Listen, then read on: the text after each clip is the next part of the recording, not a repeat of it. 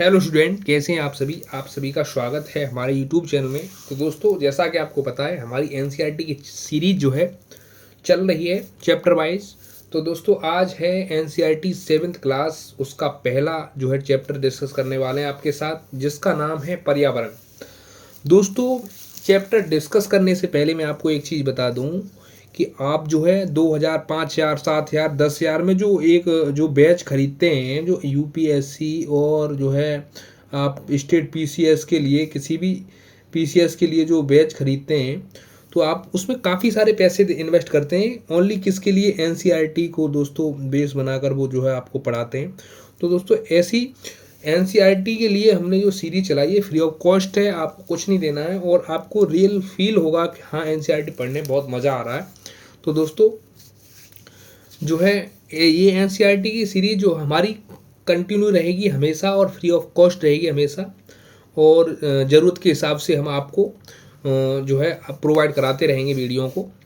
और जो है आप जो है इसमें जो है आप फ्री ऑफ कॉस्ट आप अपनी जो है तैयारी को अच्छा कर सकते हैं। तो देर ना करते हुए स्टार्ट करते हैं चैप्टर पर्यावरण, जिसके बारे में हम बात करने वाले हैं। तो सबसे पहले दोस्तों, पर्यावरण, आपको ये तो पता ही होगा कि पर्यावरण होता क्या है, ये तो आप जानते ही होंगे। तो इसमें मैं आपको बता दूं कि पर्यावरण हमारे जीवन का मूल आधार है।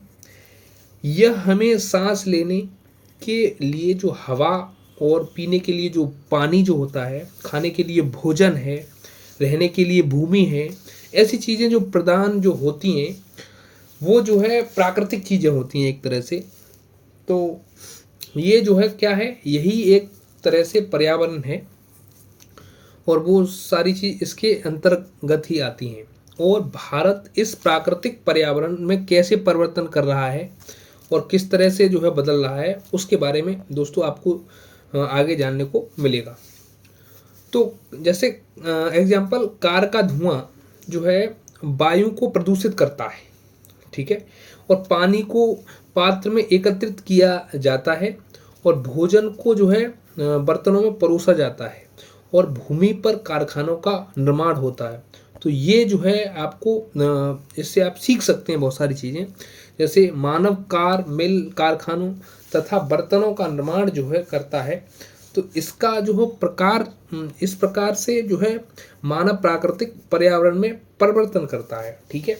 तो आप इस चीज़ से सीख सकते हैं कि जो है धरती से जो है चीज़ें जो है हवा, जल, जो है पृथ्वी, और जो है इन प्राकृतिक चीज़ों से हम जो है चीज़ों को जो है उत्पादित कर रहे हैं एक तरह से।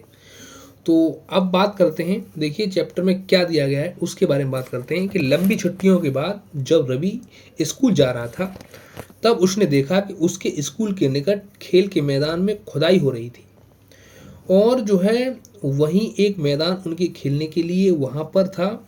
लोगों ने बताया कि वहाँ जो है अनेक फ्लैटों वाली एक इमारत बनेगी, जबकि रवि को समझ में आया कि मुलायम घास, गेंदे के फूल और तितलियां वाला विशाल मैदान अब हमेशा के लिए नष्ट हो चुका है।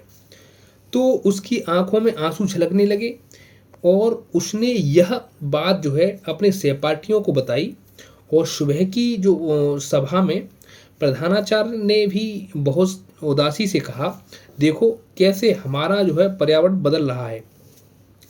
तो कक्षा में रवि जो है पहुंचा और रवि ने जो है शिक्षक से एक सवाल कर दिया कि ये बताइए गुरुजी कि पर्यावरण है क्या।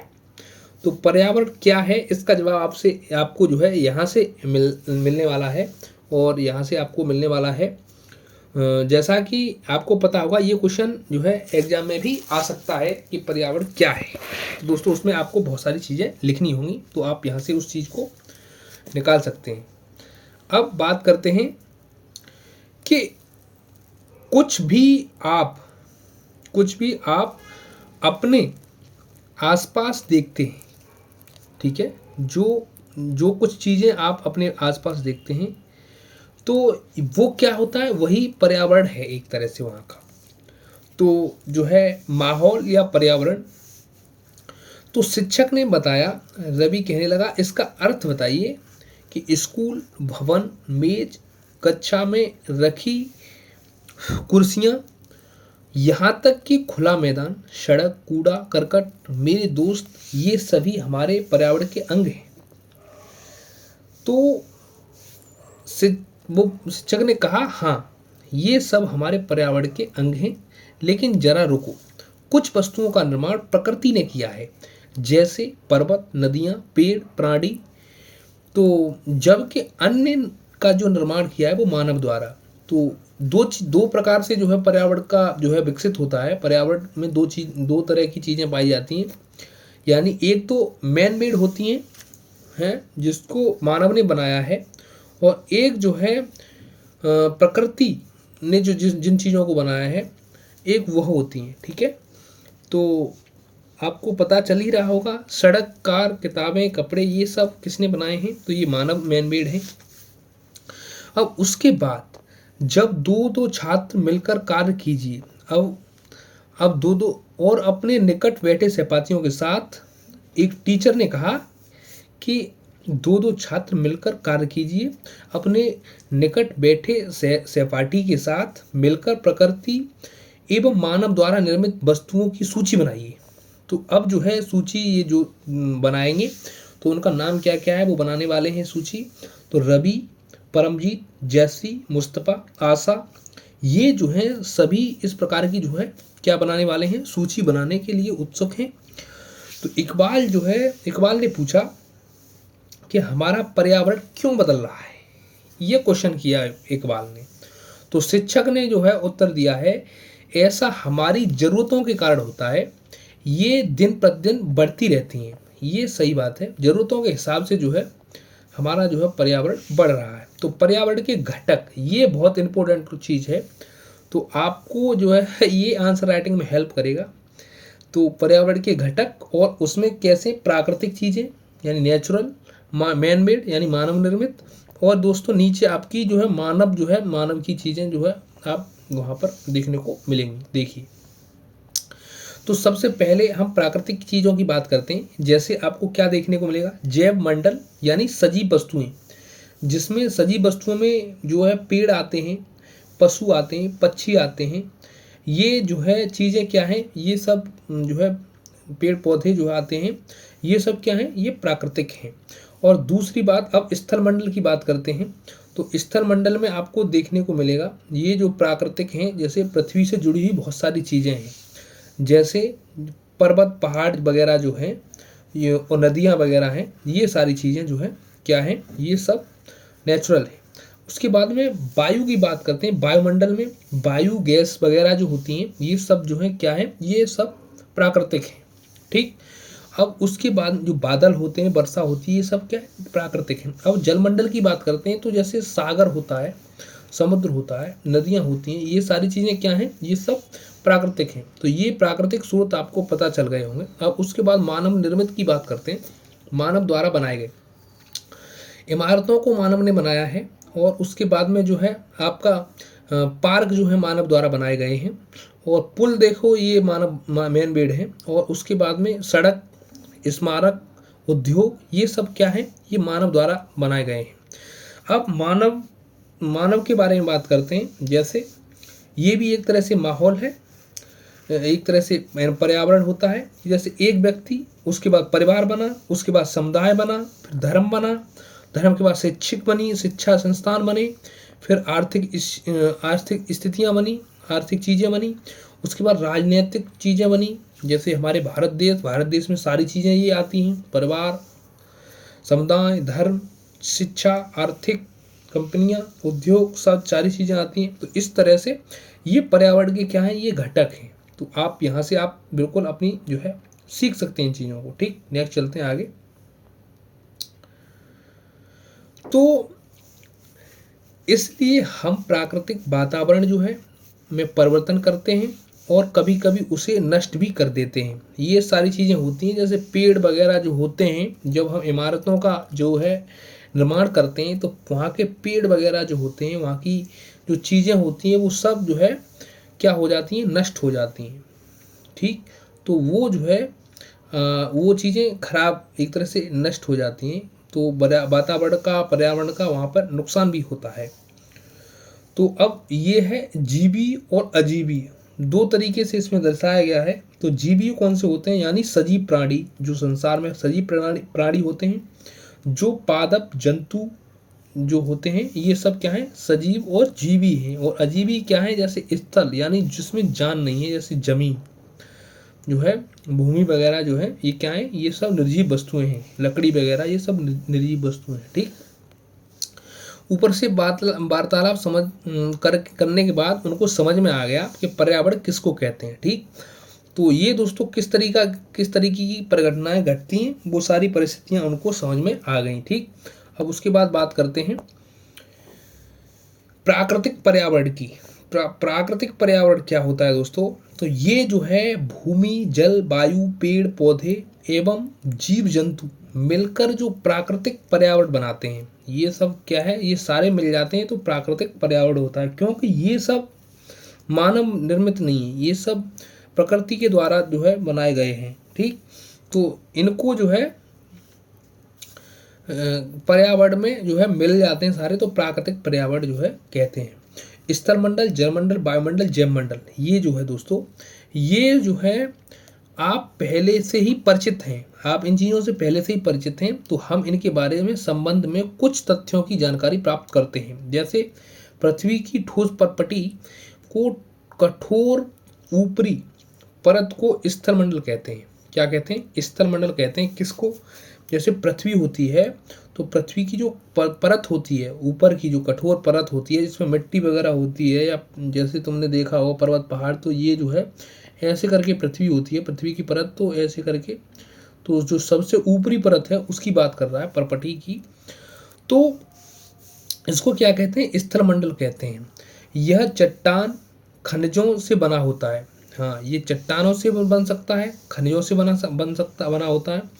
यह जो है मिट्टी पतली परत से ढका होता है। यह पहाड़, पर्वत, पठार, मैदान, घाटी, इन आदि जैसी विभिन्न स्थलाकृतियों वाला विषम धरातल होता है। और जो है अलग अलग क्षेत्र में जो है अलग अलग तरीके से इसको पाया जाता है।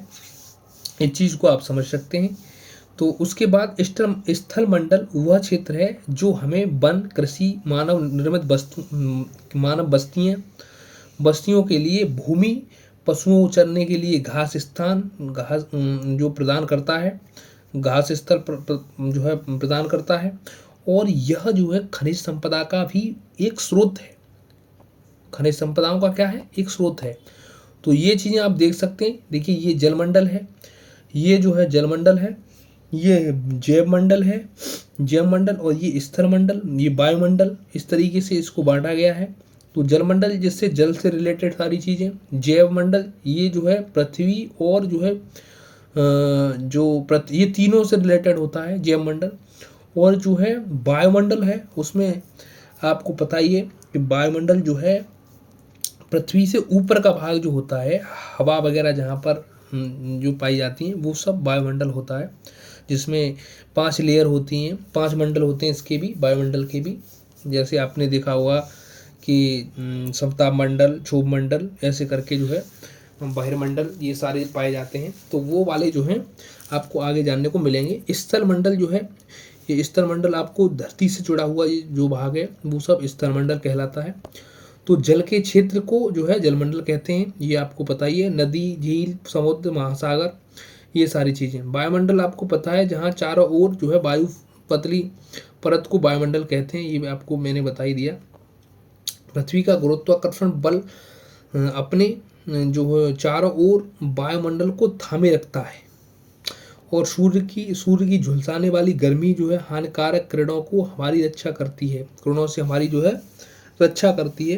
तो उसके बारे में भी जानेंगे हम दोस्तों, कि जैसे और बहुत सारी चीज़ें होती हैं। जैसे ओजोन परत होती है, वो हमें जो है जो बुरी तरंगें होती हैं, ख़राब तरंगें होती हैं, उनसे जो है बचाती है। तो ऐसी चीज़ों के बारे में हम जानेंगे आगे। तो कई प्रकार की जो है धूल कण, जलवाष्प उपस्थित रहते हैं, और वायुमंडल में परिवर्तन होने से जो है वायुमंडल का जो मौसम होता है, मौसम जो है जलवायु में परिवर्तन होता रहता है। किसके कारण, वायुमंडल में परिवर्तन होने से मौसम एवं जलवायु में परिवर्तन होता रहता है। ठीक, जैसे कई प्रकार की गैस, धूलकण, जलवाष्प उपस्थित रहते हैं कहाँ पर? वायुमंडल में। और वायुमंडल में परिवर्तन जब होता है तो मौसम और जलवायु वहाँ की बदल जाती है। ठीक, तो ये चीज़ें, पादप और जीव जंतु मिलकर जैव मंडल या सजीव संसार है उसका निर्माण करते हैं। यह पृथ्वी का वह संकीर्ण क्षेत्र है जहाँ स्थल, जल, वायु मिलकर जो है जीवन को संभव बनाते हैं। अब बात करते हैं पारितंत्र क्या है। पारितंत्र के बारे में बात करते हैं। अब जैसे रवि अपनी कक्षा के कैंप में एनसीसी कैंप में जस्सी ने आश्चर्य से कहा, रवि की कक्षा के एक एनसीसी कैंप में जस्सी ने आश्चर्य से कहा कि कितनी मूसलाधार बारिश हो रही है, इससे मुझे लगता है कि अपना केरल याद आ गया।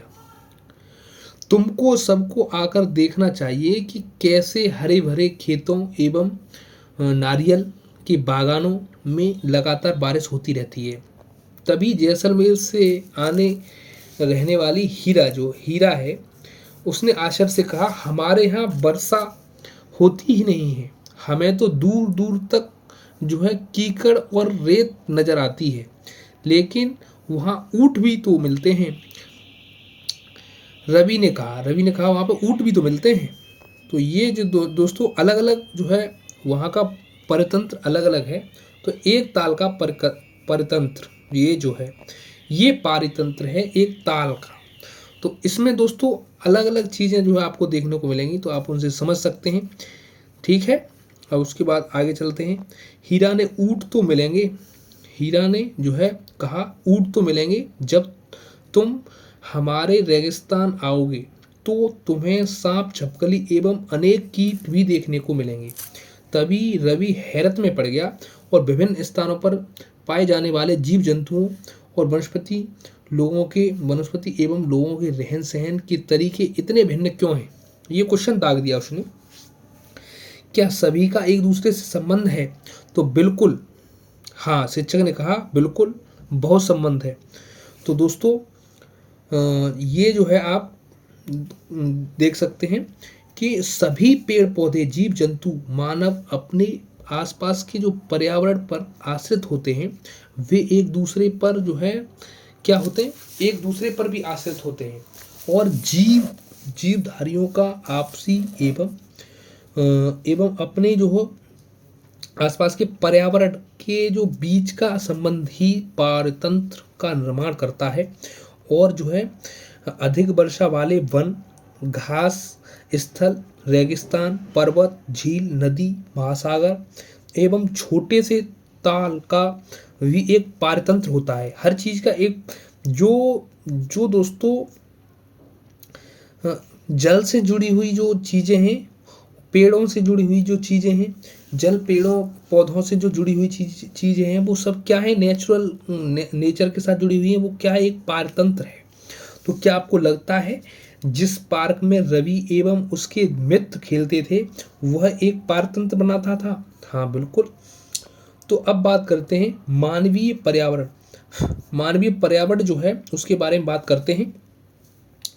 तो मानव अपने पर्यावरण के साथ पारस्परिक जो है क्रिया करता है, उसमें अपनी आवश्यकता अनुसार जो है परिवर्तन करता है। प्रारंभिक मानव ने स्वयं को प्रकृति के अनुरूप बना लिया था। उनका सरल जीवन, आसपास की प्रकृति उनकी आवश्यकताओं को पूरा करती थी और उसके साथ साथ कई प्रकार की आवश्यकताएं जो बढ़ती थी उनको जो है पर्यावरण के उपयोग और उसमें परिवर्तन करने के कई तरीके उन्होंने सीख लिए थे जिससे उनको पूरा किया जा सकता था।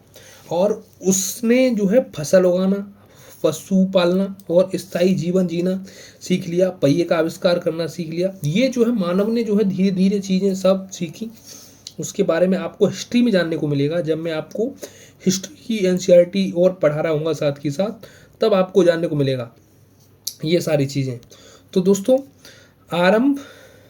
व्यापार आरंभ हुआ, विकास हुआ, वस्तुओं का विनियमन हुआ। दोस्तों ये वस्तु की जो एक्सपोर्ट इंपोर्ट की जो पद्धति है वो विकास उसका चालू हुआ।